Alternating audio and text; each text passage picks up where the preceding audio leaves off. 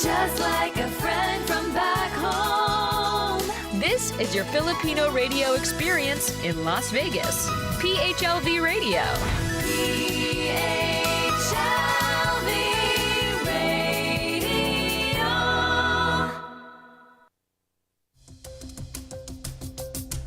Magandang gabi, Amerika, at magandang tanghali, Pilipinas. Kumusta kabayan? Kahit sa sulok ng mundo man kayo naroroon, mga kabayan, gusto namin iparamdam sa inyo o ipadama sa inyo na hindi po kayo nag-iisa. Ayan, Wednesday na naman. At syempre, dyan sa Pilipinas ay Thursday. At syempre po, ngayon ay oras ng kumustahan, mga kabayan. At syempre, mayroon po tayong special guest ngayon. Kung last 2 weeks ago, naging guest natin si Miss Vivian Velez, no? At last week ay si Maharlika naman. At ngayon po, syempre, mayroon po tayong another guest, ano? Kaya po natin ito ginagawa again para makatulong po sa atin, especially po sa ating mga kababayang OFW na talagang masuri nila sino ang dapat, nakarapat-dapat, no, sa kanilang nag-iisa at pinakamahalagang boto.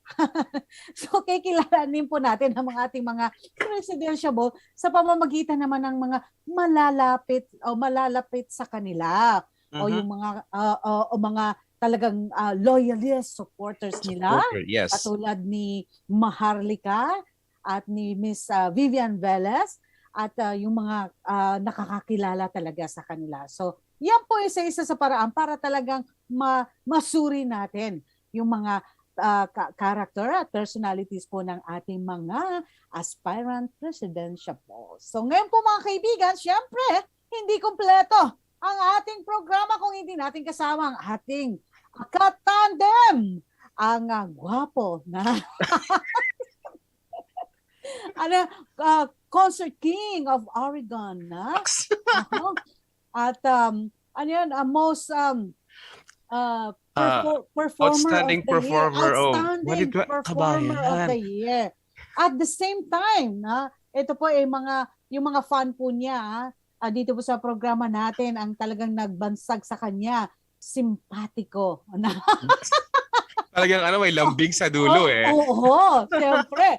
So mga kaibigan, mga kabayan, eto na po, babati na po sa atin si Kabayan Louie Roa. Kabayan. Yan, magandang gabi po dito sa Amerika, sa mga nandito sa Amerika. Tapos magandang tanghali sa Pilipinas. Di ba 12:00 na sa kanila na kasi na tayo nagbalik na tayo sa dati. Correct. Yeah, so alam ko na nananghalian kayo pero habang kumakain po kayo, samahan niyo po kami para po ipakilala namin po sa inyo ang isang masugid na isang supporter ng kaibigan, kaklase at supporter ng isa sa mga presidential ngayong darating na election ng May 9. Again, ang sabi nga ni Kabayan Sara, we're doing this para mas makilala nyo, mas makapagbigay sa inyo, makapili kayo ng kung sino ba talaga ang karapat-dapat para sa ating bansa. Para naman in the future, napakasarap pakinggan na, umunlad na ang Pilipinas, mayroon na mga pagbabago na nararamdaman ng mga Pilipino. At higit sa lahat, hindi na kailangan pumunta sa iba-iba't bansa ng mga Pilipino para magtrabaho.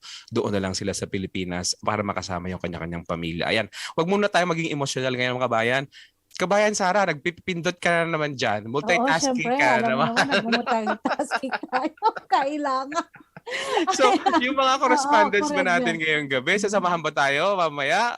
Siyempre, abangan natin kung sino makakasama sa atin ng live. Pero siyempre, meron tayong mga nakahandang mga updates mula sa ating mga volunteer correspondents kabayan. So sa ating mga nanonood sa ating Facebook page ng PHLV Radio, huwag niyo pong kalimutan mag-like, i-follow po ang ating Facebook page. Maaari din po kayong mag-subscribe sa ating YouTube channel ng PHLV Radio. Dahil sa pamamagitan po doon ay pwede niyo rin po kaming mapanood doon ng live. At kung ikaw naman ay isang OFW, we suggest i-download mo na ang ating free app po ng PHLV Radio. Nang sa ganun, kahit ikaw ay busy, may ginagawa, ay tuloy-tuloy niyo pa rin po kaming mapapakinggan ang mga programa po ng PHLV Radio. And don't forget, mga kabayan, to share our program at syempre i-like niyo na rin I-share nyo na Yeah. sa inyong mga kapuso, Uh-huh. kaibigan, kabarkada, Pamilya, kapamilya, kapatid. kapatid, Oo, di ba? oo. Oo, kaibigan. Sa mga groups nyo, yung mga kaibigan, o mga kaibigan nyo, di ba? Yeah. Parang ang dami na yung kaibigan. Oy, yung mga Pinagpapawisan OFW. ako, kabayan, pinagpapawisan ako. Hindi ko alam, hindi naman ako naka-jacket, naka-ano lang naman ako. Tapos ang lamig naman din sa Oregon, bakit pinagpapawisan ako? Ay, gano'n, para may pinapahuwatig na hot ka talaga, kabayan, ha? Lahat na talaga ako. Kasi excited na ako makausap yung natin, yung guest natin, kabayan. Tsaka ako pa inatasan mo mag-introduce kay sa guest natin. Medyo kinabahan ako ng husto. Kailangan ko pa uminom ng sangkatutak na tsaa para makapag-ready ako. Ayan, at buti naman at ready ka na, kabayan. Pero bago mo introduce ang ating special guest ngayon, shoutout muna sa ating maaagang mga kabayan, no? Nanonood sa atin sa Facebook page. Nakikita mo ba? Andyan, of course, si Ate Sally Mariano, ang Balay Titang. Ayan, Balay Titang.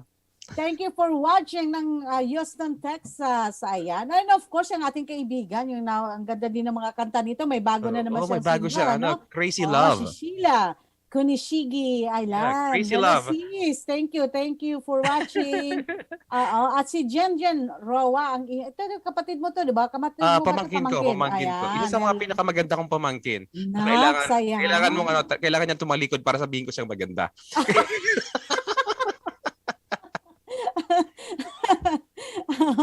Okay, kaya pala yung kanyang profile picture naka-side view. Naka-side view. Yung kasi yung pinakamagandang angle niya kaya yun ang Yeah. Ayan, thank you for watching. Love you, Jen. Ayan, abangan niyo po maya-maya po yung mga updates ng ating mga volunteer correspondents naman. So kabayan, ito na para mahaba ang ating kwentuhan with our special guest. Ipakilala mo na. Oo nga tawag dito. Pero sa April 29, I will be in Houston, Texas. We'll be singing sa Reminiscent. Joey G and Jinky Vidal. Kapanahon na natin yung kabayan kaya pumunta ka. Ayan, makikita kami ni kabayan Sally Mariano. Anyways, mga kaibigan, hindi ko alam kung kailangan ko bang But anyways, yeah. Siyempre, ang guest natin ngayong gabi, work as a reporter and editor in the Philippines. Based in Seattle for 30 years now, she has co-founded, coordinated, and led 4 international non-profit organizations, organizations with S yan, mahirap na, that worked with grassroots, national, and regional organization on trade, finance, energy, forestry, fishery, toxics, environmental justice, indigenous peoples, coastal management, women and community rights issues in Asia, Africa, Europe, and Americas. Ayan mga kaibigan, talagang United Colors of Benetton. Diba? She currently works with small private trust. She completed her just law.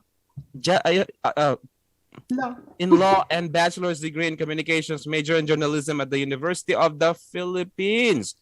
She grew up in Naga City where she and VP Lenny Robredo were in the same class from when they were 6 years old through high school. Ayan mga kaibigan, nakita nyo naman. Sabi ko nga kanina, ang pinaka-the best na samahan, pinaka-the best na pagkakaibigan is yung kasama mong lumaki, same environment, same yung mga tao, alam mo na may pagka old school but nandun yung yung dami natin natutunan before. Ako nga hanggang ngayon natutunan ko pa yung mga sinasabi ng nanay ko at lola ko.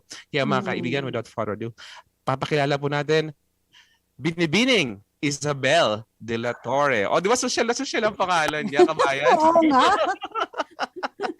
Parang habang binabasa ko yung pangalan ng Isabel, parang naisip ko yung pelikula Bata pa si Isabel. Oh my gosh.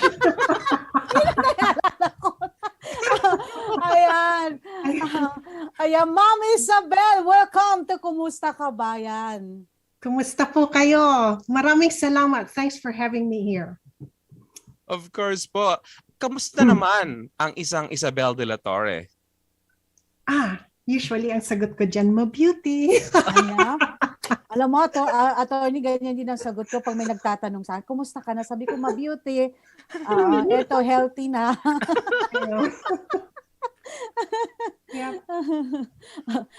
Attorney, para sa kaalaman po no ng ating mga viewers and listeners po at ng ating mga correspondent para makilala po namin po kayo ng lalo no.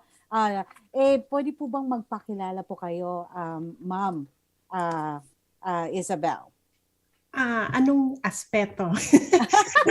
So, pinagkakaabalahan niyo po ngayon. Yeah. Una, paki-drop na lang yung attorney kasi hindi naman. Okay. Okay. Isabel lang. Okay. Binibini Isabel na lang. Yeah.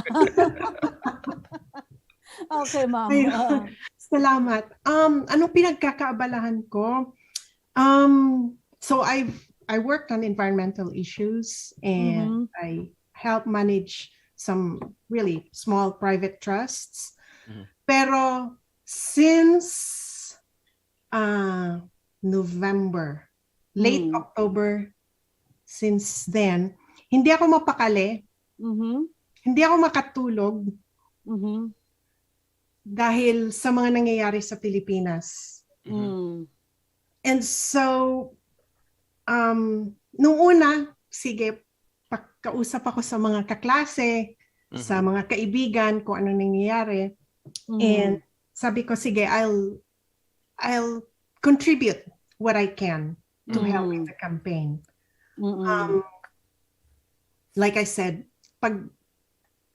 sabi ko, sige, I'll just do a lot more contracts and then whatever I earn, pasok.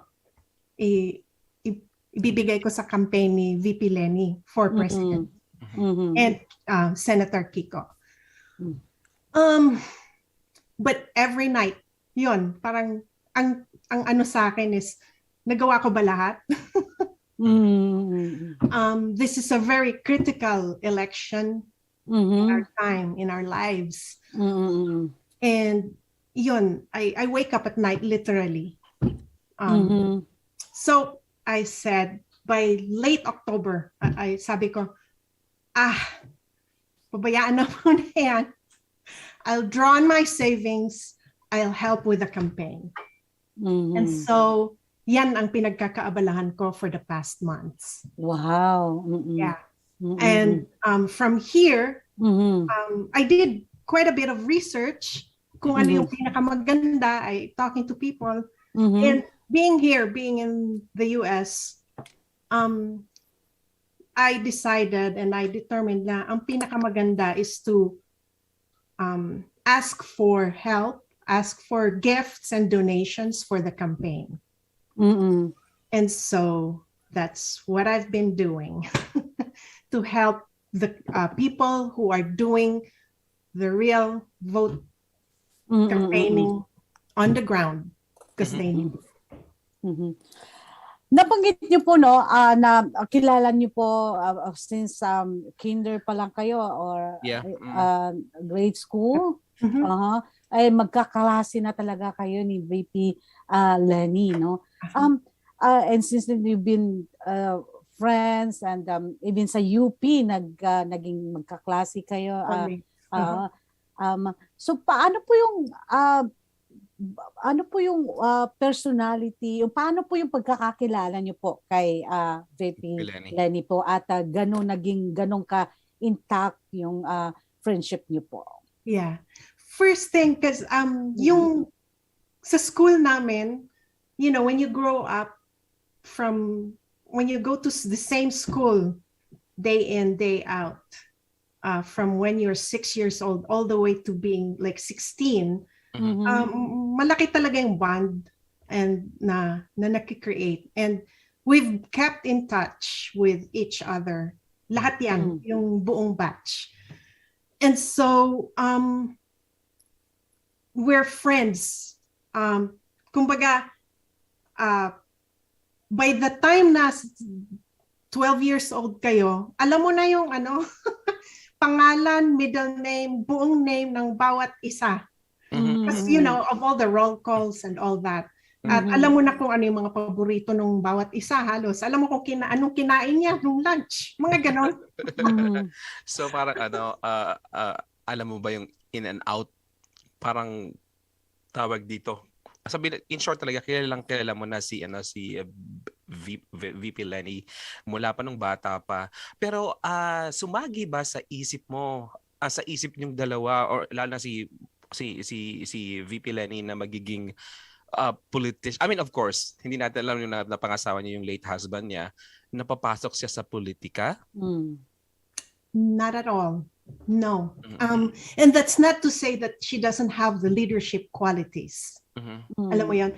Kasi siya, growing up, tahimik lang naman siya eh. Mabait, medyo kalog pagkausap mo.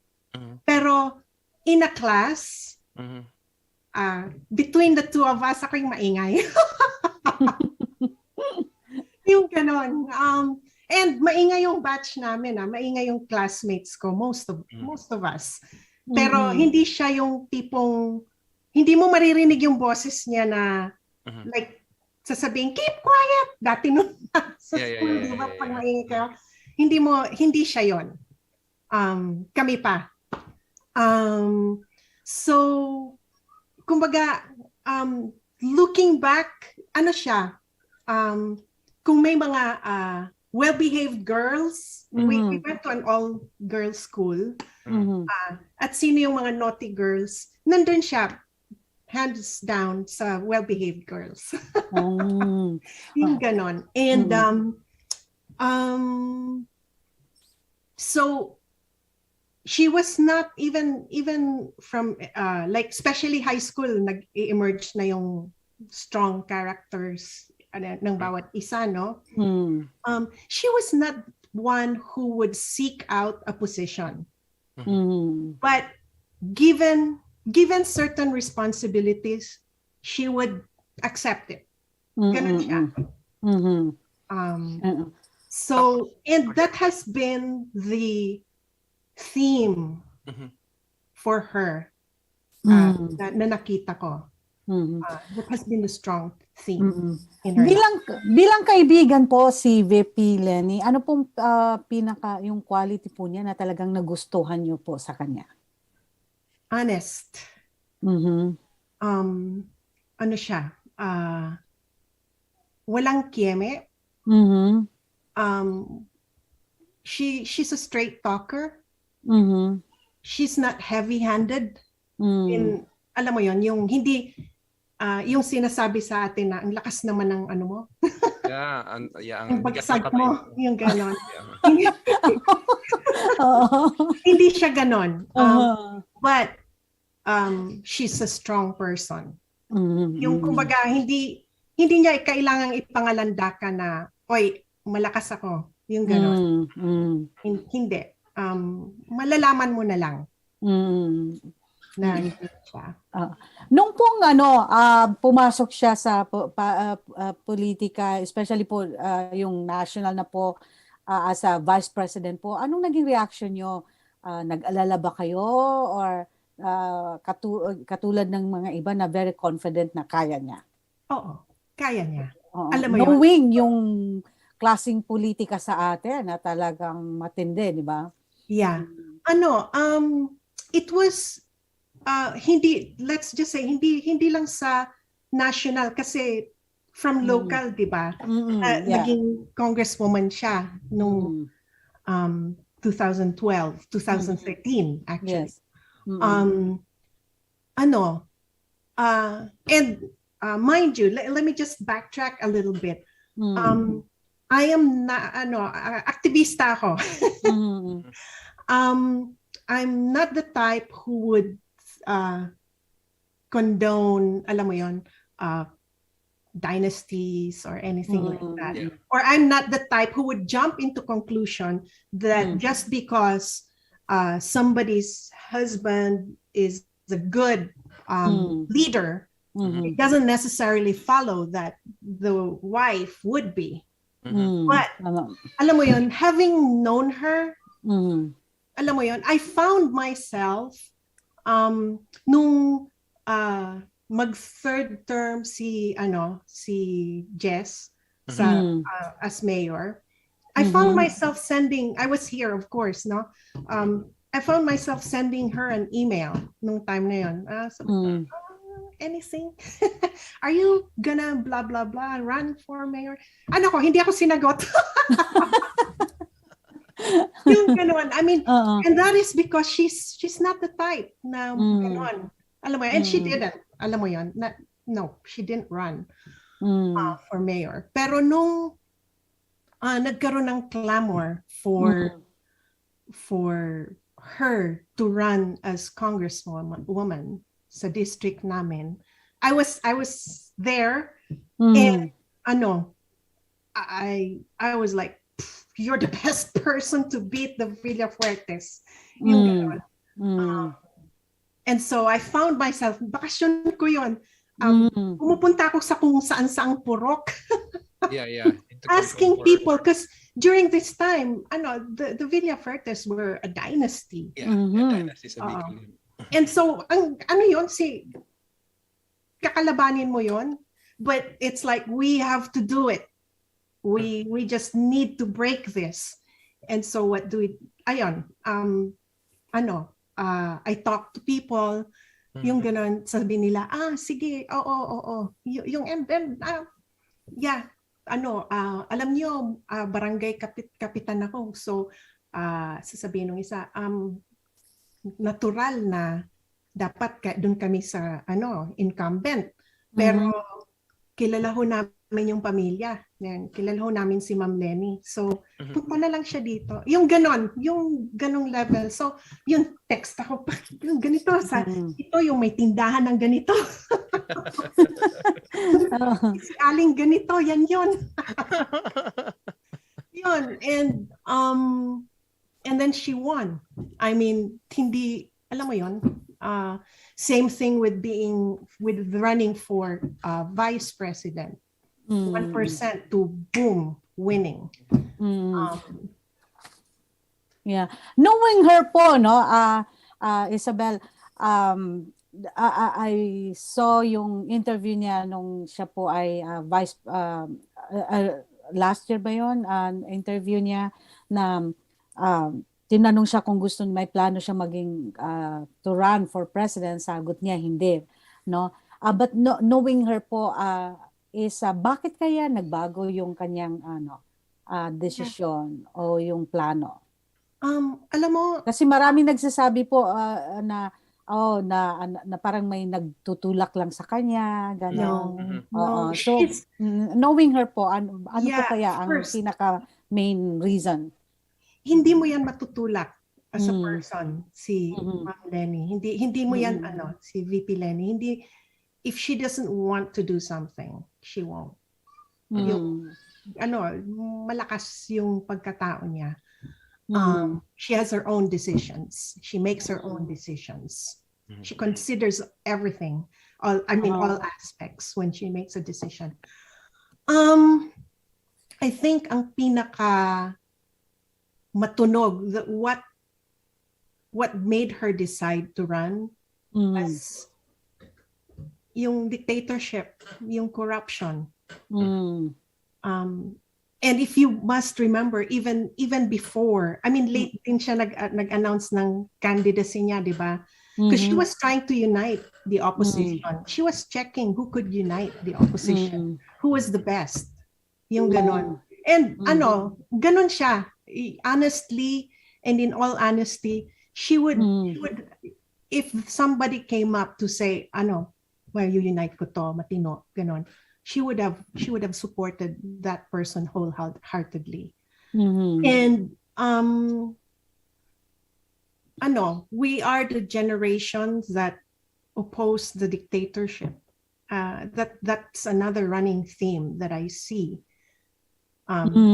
Corruption ousted the Marcos dictatorship. That was it. And Jess Robredo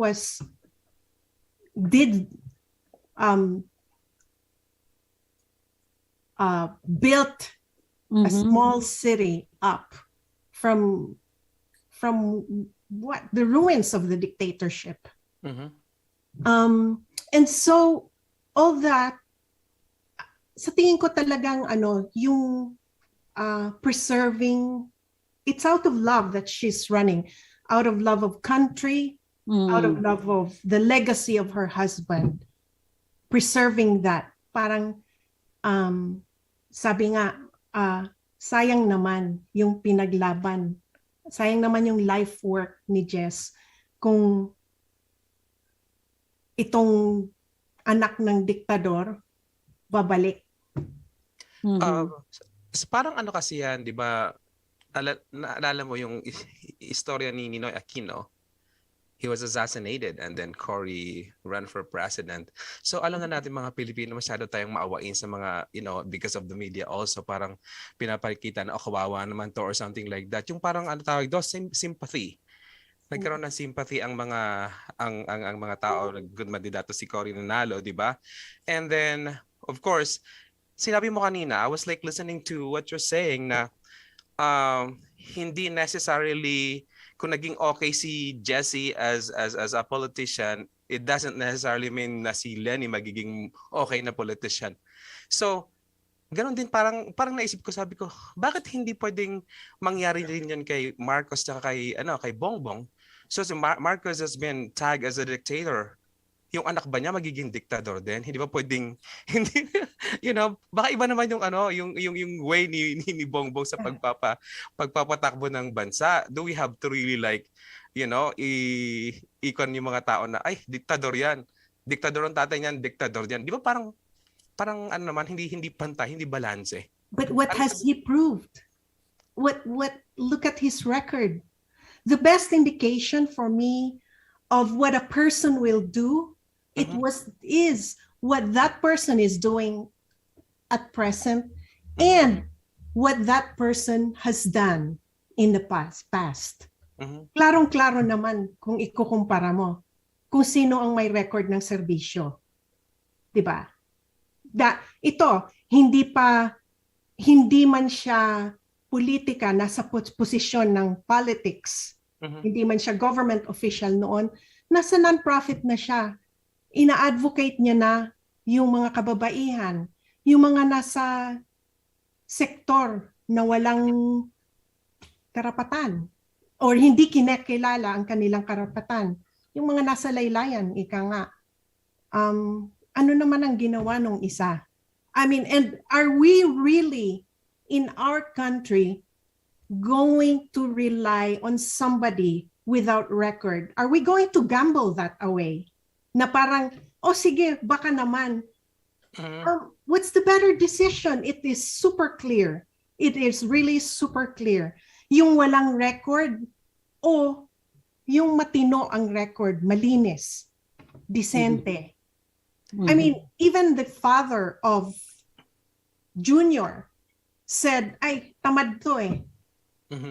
I mean, and look, he's the one who said, hindi naman yung campaign is fun maybe for the supporters but not for the candidates. Ayun, I mean, what kind of candidate would say that? You are there to court, at the very least, to court the people to vote for you. Those votes. So what are you saying? What are you presenting? What's your program? Wala naman tayong naririnig aside from yung tatay ko golden years, and this is the dichotomy that I cannot abide by. Una, pag sinabing golden years yung Marcos, so si Junior ganun din. Pero pag sinabi mo yung diktadura, yung corruption, yung pagnanakaw, the human rights violations, ano sasabihin? Hindi, wag mong ipasa sa anak ang kasalanan ng tatay. I mean, come on, choose. 'Di ba? And walang paninindigan. Ano pong masasabi niyo, Isabel, doon na yung pinaka-latest na survey is 60% ang bumoto for BBM, since nababanggit niyo po si BBM. So ano pong masasabi niyo doon? Kayo po ba naniniwala sa survey or una, delayed. delayed yung results ng survey. And Mhm. it's like, how come they're releasing it all at the same time? Mhm. It's not a picture of what people are doing. I mean, we Mhm. want something that's fairly recent, right? Mhm. Pero nandun pa yun sa hindi pang nagkasisimula pa lang ng kampanya. Mhm. Why is it that way? Dito, if you remember surveys here, they're pretty current. Number two, hindi klaro yung sampling nila. And yet, sasabihin, okay, this is like may 2% margin of error or 4% margin of error. What gives? You know? Sino ba yung mga in-interview? Mhm. Yung pong Isabel, mayroong mga issue na isa sa mga pinupukol kay VP Lenny po is sinasabi nila na siya po ay suportado ng mga makakaliwa. Yeah. Ano pong opinion niyo po doon? Red tagging again. Mhm. You know? Ano ba ibig sabihin ng kaliwa? Mhm. If we want a society that's pluralistic, why not? Diba? Mhm. And let's go back. Diba yung current president natin ngayon sa Pilipinas? Mhm. Sino yung pinakamalaking niya? Mga suporta niya. Di ba nga mga pulahan din? So, what's good for one person is not good for the other. Yun na nga, parang Sauce for the goose, sauce for the gander. nagiging double standard eh. Hindi kasi unang-una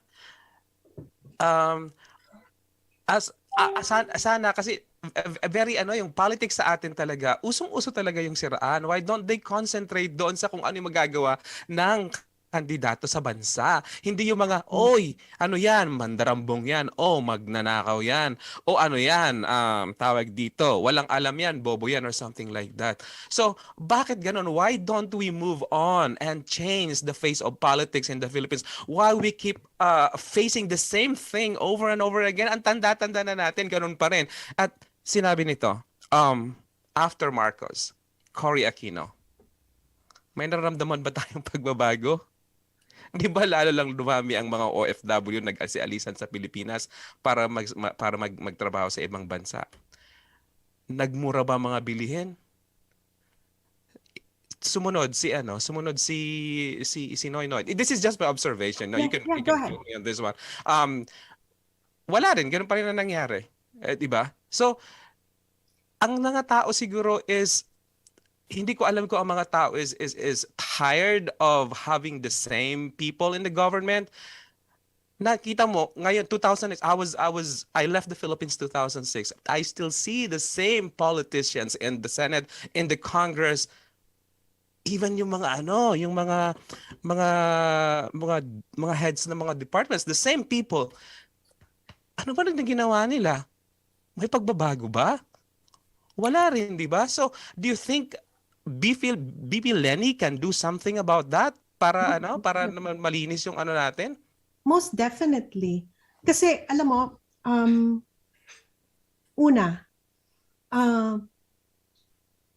we need a leader who believes in organizing people from the ground up.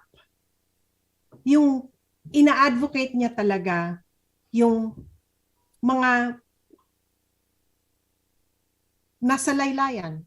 Mhm. Hindi elitista. Mhm.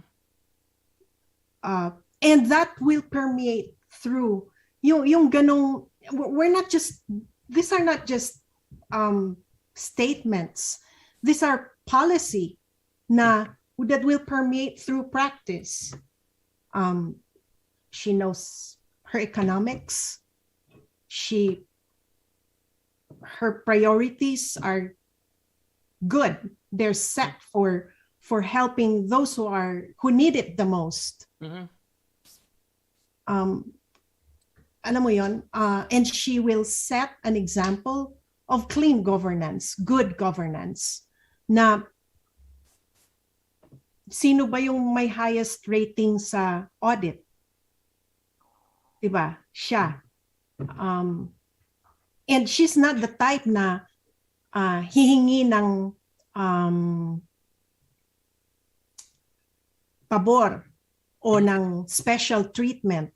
And we need that of our government officials. She will set, and she has set that example. Ayun, yung pagbabago, patuloy yung corruption. Yan yung kailangan nating tanggalin. And I believe that she will do her best. And with our help from the ground up, magagawa natin to. Kabayan Sara. Ikaw naman. Ayan, maraming salamat, Isabel. Mga kabayan, ayan, kung mayroon po kayong katanungan para sa ating special guest kay Ma'am Isabel, ayan, welcome po sa ating comment. I-type niyo lang po sa ating comment box at ipaparating po natin kay Ma'am Isabel. Babalikan po natin si Ma'am Isabel. Ito po muna, magbibigay po ng update sa atin ngayon. Ang ating volunteer correspondence mula sa United Kingdom, si Kabayan Ella Hidalgo. Panorin po natin. Hello, good evening dyan sa USA. This is Ella Hidalgo of COVID Voice Corner here in UK correspondent of Kumusta Kabayan. Ayan guys, so tonight guys, I've met nurses here in UK. Of course, si Brad Simon and si Madam Carol nalilipat na sa Switzerland. So alamin natin kung anong naging buhay niya dito sa UK. Ayan, Brad, you're a nurse in the UK. How long have you been a nurse? Well, it was since 1993 at least. Since then. So ang tagal-tagal na pala, di ba? So how was it during the pandemic? Well, it's really difficult. Kasi, ang hirap ng sitwasyon sa work, and then nakikita mo ng hirap ng ang mga dinadanas ng mga pasyente at saka yung staff as well.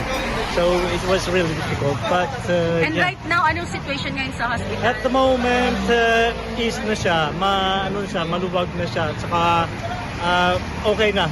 Kasi yung unit namin is wala ng COVID sa amin. So medyo okay na kami. And of course, you're a member of a choir in here in UK. Yes. So, paano mo na-juggle yung pagiging nurse mo sa choir member? Well, pag kinusto mo talaga, magagawa ng paraan. So, I request day off every Tuesday para sa rehearsals namin. So, doable naman talaga. Ayan, thank you so much, Kuya Brad. And of course, isabihin natin bagong love team ata. Joke lang. Ayan. You're welcome. Thank you. Thank you. Ayan, so, tell me about yourself. You're a nurse here in UK, right? Yes, so I've been here for 14 years, nurse in A&E, but I'm leaving to Switzerland to have a new journey.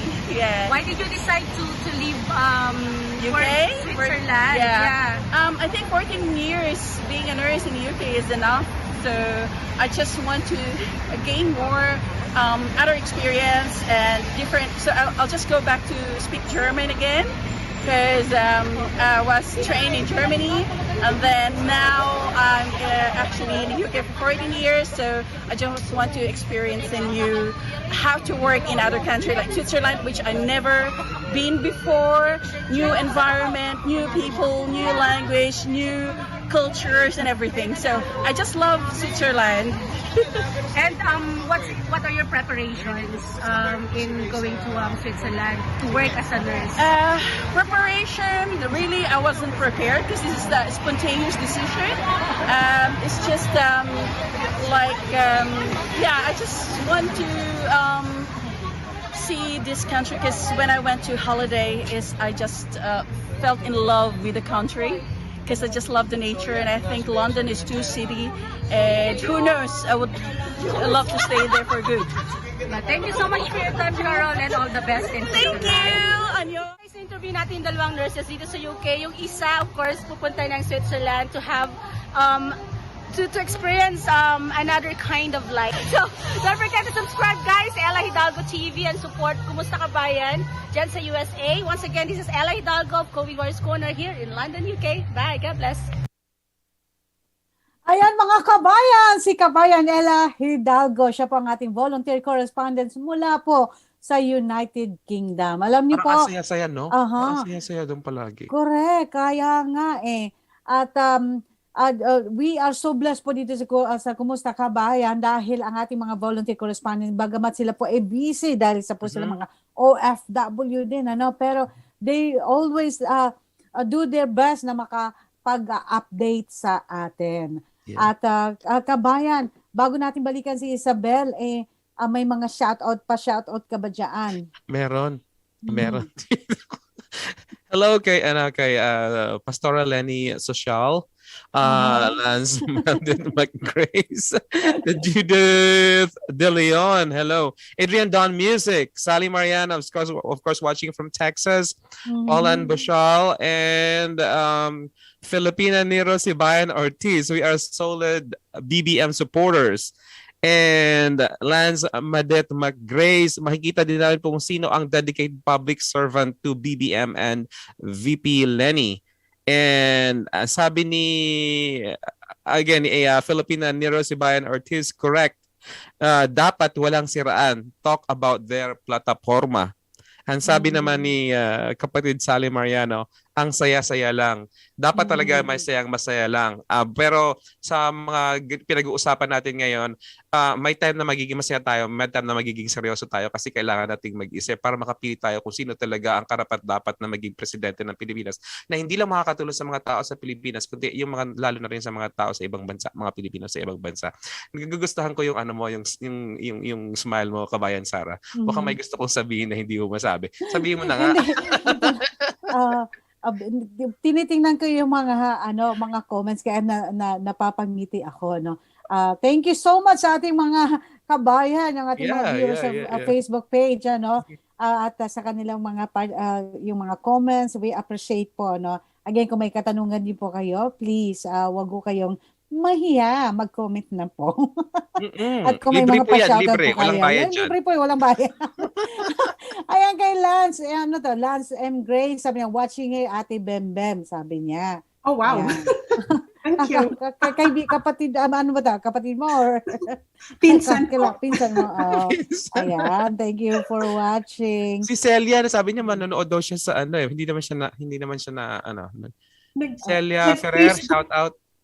Facebook daw siya. Sa Facebook daw siya manonood. Oo nga, kay Celia, thank you for connecting us with Isabel.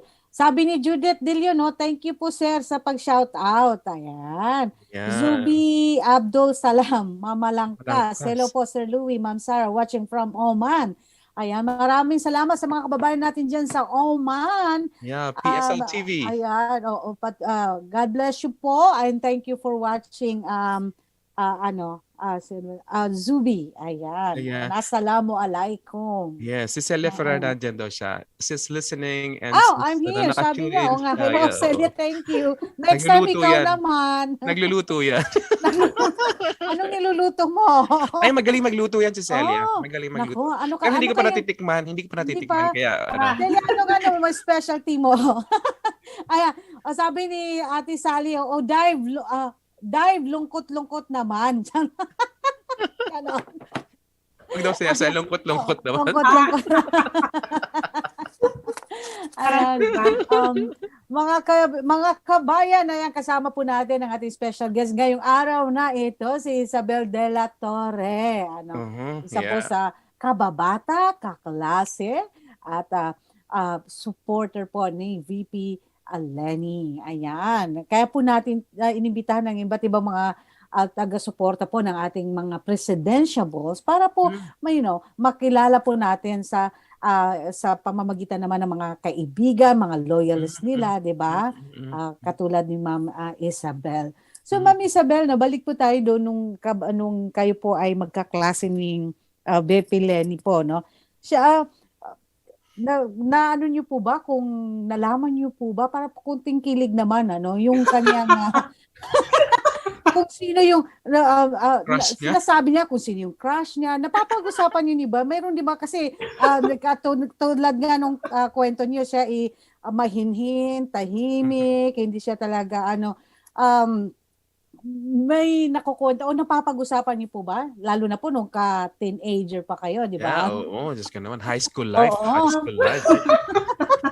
Oh, memories kay ganda. Oo.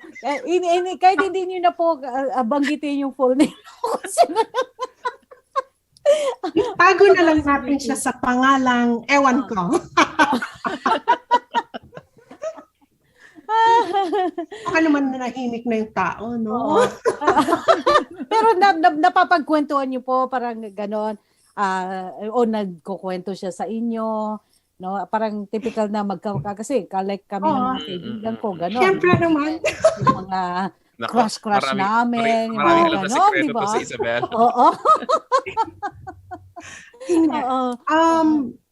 Oo. Siyempre, pag magkakakilala kayo, alam niyo kung sino yung, at saka yung mga kaklase na, si ganyan, crush niya si ganyan. Oo, di ba? Ganon yan. Lalo na mga girls, di ba? Oo. Tapos kami yung all school for girls, sa kabilang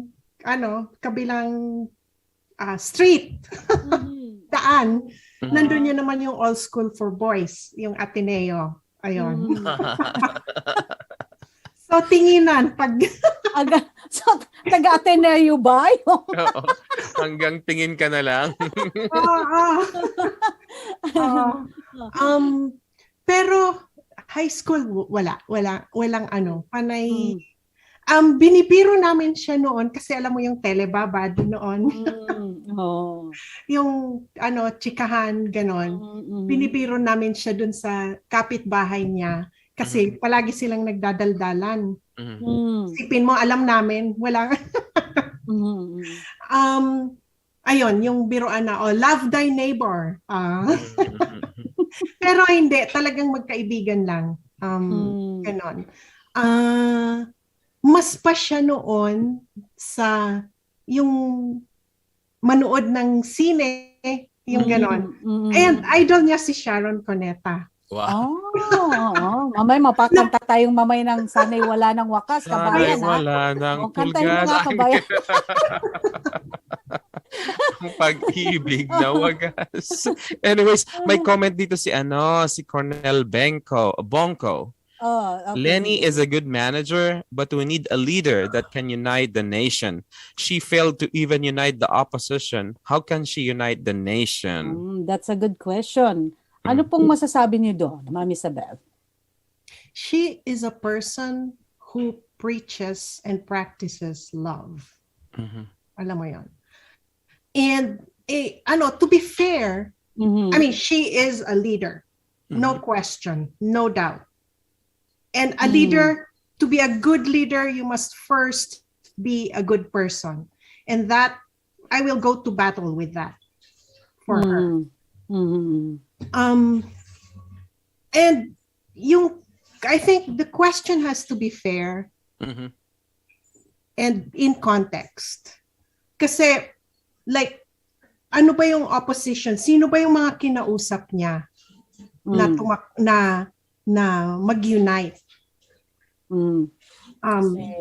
Si Senator Lacson, I think, nagsabi siya na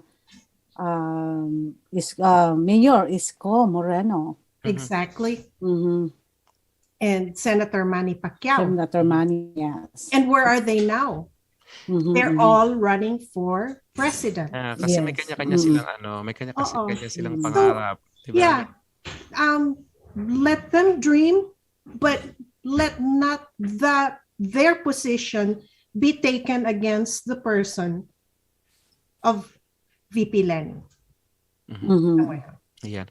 Sabi naman ni Celia, yung question about why the Philippines is still poor despite different government leaders, dahil yan sa luklok sa luklok ang bansa in poverty bago pa man maindak ang bagong presidente.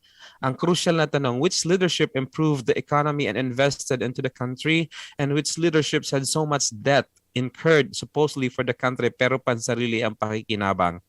Importante na suriin ng Pilipino kung ang lideratura, ang lalim naman ito, na iboboto nila ay ipaglalaban sila at ang kailangan ng bansa at hindi lang mga pamilya o katropa nila. At itong pinakamaganda, kapatid, ay kabayan, Sarah and Louie, I'd love to host dinner. Name your Nako, dish. yan. No, yan ang pinakamaganda. Oo. Thank you, Celia. Isama ang karaoke. Kasi si Celia mahilig kumanta. Bumibirit yan, parang Lani Misalucha yan eh. Wow. So, yeah. Nako, makaka-request na tayo ng ano yan, bukas na lang. Ita mamahalin. Tapos another question. You have not addressed the question daw. How can she unite the nation? She can't even unite the opposition. Sinagot na ni Celia Ferrer. At least she tried. Oh, di ba? The The others others won't won't even try to unite the other politicians. To combine powers to drain more resources from the country. Also siguro over unity. Baka dapat i-expose din talaga na mahirap unity kung may mga abusers among the rank. Sabi naman Celia. Yan, sinagot na ni Celia. Sabi ni Nani Season, ay, Tito Nani, hi, hello po. Hi, Tito Nani. I miss you po. Feeling close ako ha, kabayan. Oo nga. Sabi, anak, paki-announce lang concern sa Philippines politics. Magsabi ka mo ang mga kandidato na maging tapat, panahon na ng Panginoong Diyos, nasa gitna na siya ng dalawang magnanakaw, maging so, si Barabas nga naman. Kung sino maging tapat na magsabing magnanakaw at suportahan ko kasama ang aming grupo na more or less 2 million Nani Season. Ayan, si Tito Nani. Ayan. How I wish, di ba kabayan, na yung lahat honest o lahat, talagang, but again, sabi nga ni Ma'am Isabel is Lenny tried to unite the opposition para, but hindi mo rin sila makontrol kasi meron din silang pansariling ambisyon. Pangarap na lang. Pangarap na lang. Plus, hindi sila maisang tabi. Yeah. And that she issued an open invitation. Bukas pa naman yon. Let us unite. Andyan yon. It's a standing invitation.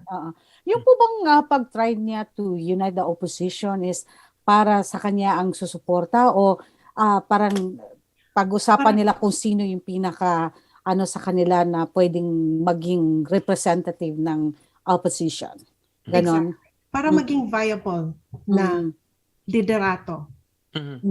Na yung sa meeting niya with those presidentiables,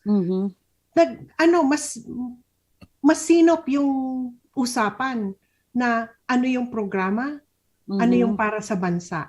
Yun yung basehan ng pag-uusap. Ang isa sa pinaka natin ngayon sa pagdating sa campaign is social media ang ginagamit ng mga politician natin, Isabel, and kamakailan lang naglabas na ang isa sa pinakamalaki yung ginastos for social media ads is si VP Lenny. Ito ba nakatulong sa kanyang popularity yung social media? Unang-una, hindi totoo yun na siya yung naggastos siya. I think, inequate nung mga nagsasalita ng ganon dahil ang lakas ng suporta ng nasa social media para kay VP Lenny. Sila mismo ang nagsasalita, sila mismo ang nagkakaskade. May mga kilala ako na on their own, mga pa $10, na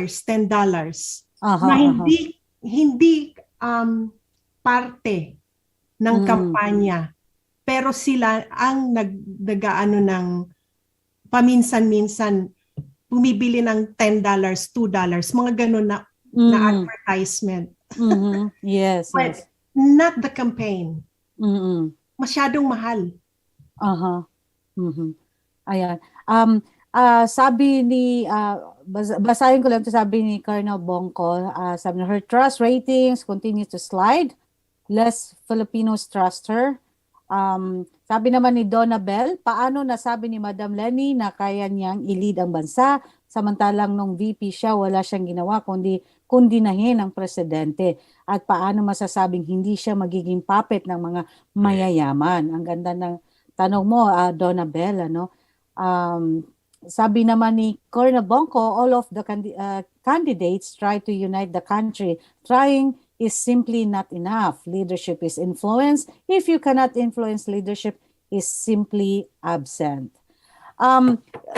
Kaya po namin dito sa programa namin, Ma'am Isabel, in-invite yung mga iba-ibang supporter ng mga politiko because gusto natin na mas makilala pa sila in a way ayon sa pagkakakilala niyo sa kanila, no, para makatulong sa, especially sa ating mga kababayang OFW, sa kanilang pamilya, no, to decide sino ba talagang may karapat-dapat para sa nag-iisang boto nila, no. Nag-iisa man yan, pero napakahalaga po yan, no. Kumbaga, nakasalalay dyan ang future ng bansang Pilipinas. So, Ma'am Isabel, bago tayo tuloy magpaalam, ano, kung isang produkto si Madam Lenny, no, paano niyo po siya ibebenta sa ating mga viewers and listeners? Kung isa siyang produkto, paano siya? Oo. Balik tayo sa kung sino siya. Tapat, matino, disente, mataas ang moralidad, pagka-Diyos, isang tunay na leader. Ayan, maraming salamat sa iyo, Ma'am Isabel. At meron pa po kayong gustong sabihin sa ating mga viewers and listeners bago tayo magpaalam. Ang bilis ng oras, ano? Sarap ng kwentuhan natin, tawanan natin. 10 o'clock na pala ngayon. Talaga naman po. Ano? Ma'am Isabel, any words sa ating mga viewers and listeners po at ang makakapanood pa po nito? Isa lang. Actually, marami. Go ahead po. Kulang na oras. Paulit, ha? Go ahead, Ma'am Isabel. Kung yung mga sinabi ko kanina na qualities ng isang matinong tao ang basehan kung sino ang pipiliin, iisa lang naman talaga ang nangunguna dyan. Si Vice President Leonor Herona Robredo. Pag-isipan po natin, palagi na lang sinasabi na pag sinabi, pag na-mention yung usapin tungkol sa diktadura, sa human rights violation, etc., mga issues na sa kinatagalan nakakabit yan sa pangalang Marcos. Bakit sinasabi nila hindi ka para sa unity? Medyo conflated, no? Nakakalito. Pinaglilito yung ganong pag-iisip na karapat-dapat yung mga issues na to, pero sasabihin ng iba na, hindi ka for unity. Huwag po tayong ganyan. Isipin natin ang kinabukasan ng ating bayan, isipin natin ang kinabukasan ng mga susunod pang Pilipino. At kung yun ho ang basehan, si Lenny Robredo po ang ating iboto. Ayan. Maraming salamat, Ma'am Isabel De La Torre. Ayan, hopefully po next time makasama po namin kayo ulit. No? Sige, please. Ang sarap ng kwentuhan natin. Opo. Nakahabol Kita tayo sa Portland. Hindi Ayun, no? Kakanta ka din, ha, Ma'am Isabel? Yes. Ayan. Maraming salamat. Kabayan, nakahabol yung Radio Paris. Ayan, ang Dito na yung hello sa ating Radio Paris, at ang correspondent naman natin, yung volunteer correspondent, si Kabayan Dick Villanueva. Marami natutulog yeah. kasi madaling araw pa ngayon doon. Sa O Paris, yes. maagang maaga pa doon. Baka hindi pa nakakapagkape yung kaya hindi nakapasok. Pero dito si Kapitana Elena. Hello, Rico Ay! Sotomayor.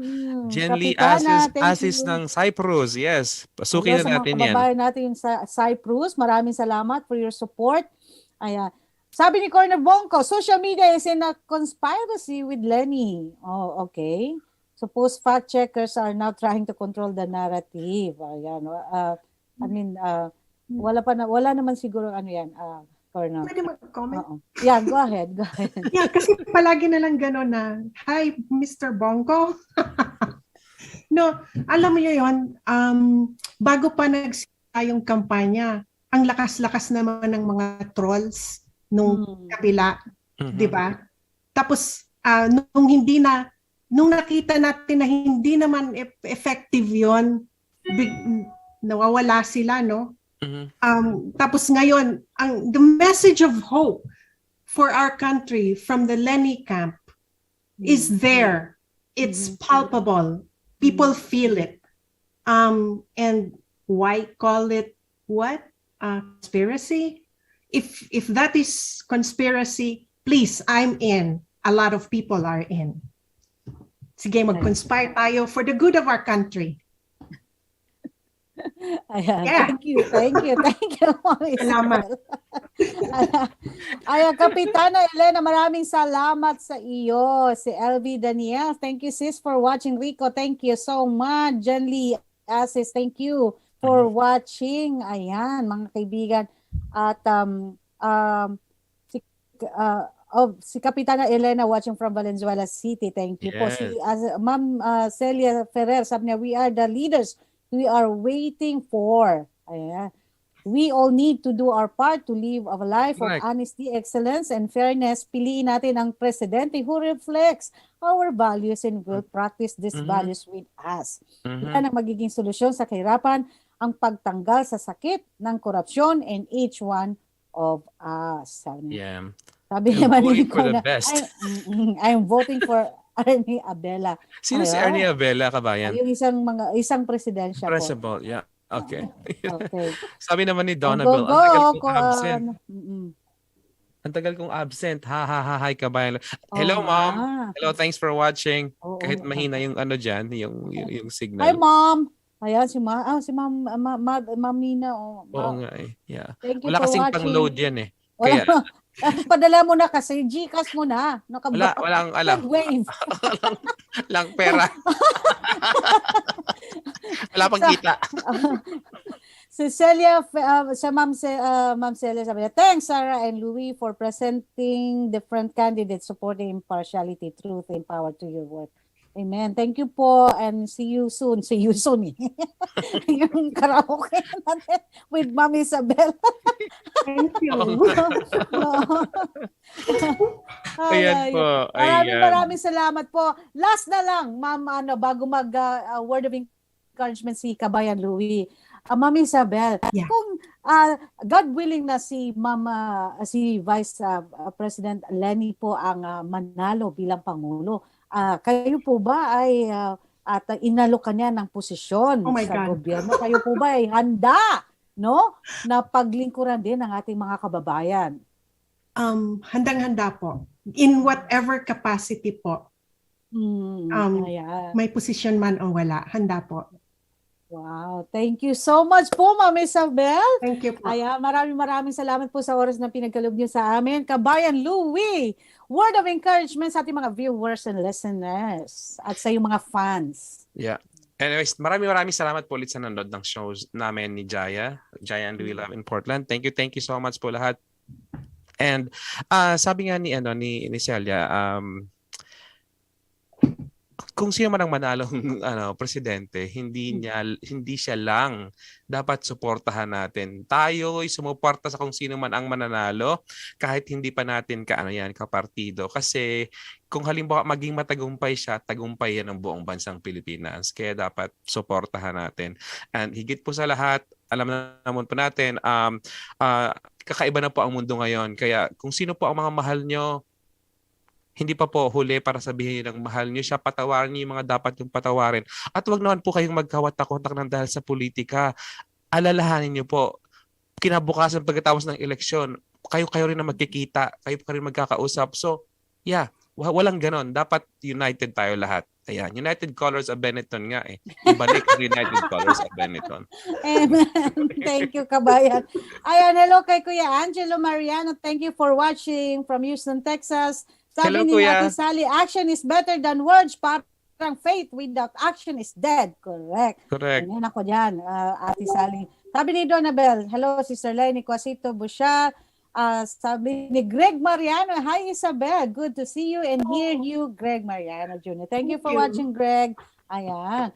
Ayun mga kabayan, napakabilis po ng oras. Na-miss natin mostly ng ating mga correspondents. Marahil busy po sila mga kabayan. Pero next week, abangan niyo po ang kanilang mga updates na ilalaan para po sa atin. Ayun, ngayon, Yes. darating na eleksyon, ayan, kaya po natin ito ginagawa again para po tayo ay talagang masuri natin, ano, at makapili talaga sino ba ang dapat nating iboto. Again, Yes. ang nag-iisang boto mo yan, na kahit nag-iisa lang yan ay napakahalaga po yan. Kaya be wise. Yeah. Kumbaga, Nakapili ka na ba, kabayan? Wisely. Meron na. Meron na. Oo. So, yan mga kabayan, maraming salamat po muli. Again, Ma'am Isabel De La Torre, thank you so much for your time. And sa ngalan po ng aking katandem, si Kabayan Louie Roa at ng PHLV Radio na si Kuya Yo. At si Ate Flora. Si Ate Flora, maraming salamat po sa inyong suporta. Again, see you next week mga kabayan. Kahit sa ang sulok ng mundo man kayo naroroon, gusto namin ipadama sa inyo na kabayan, hindi kayo nag-iisa. Ayan. Maraming salamat, Ma'am Isabel. Thank you. Maraming salamat. Thank you, Celia Ferrer. Thank you for for connecting us. Hopefully, magkita tayo sa portal. Saturday. Yay! Pero may pasok po ako. Ah.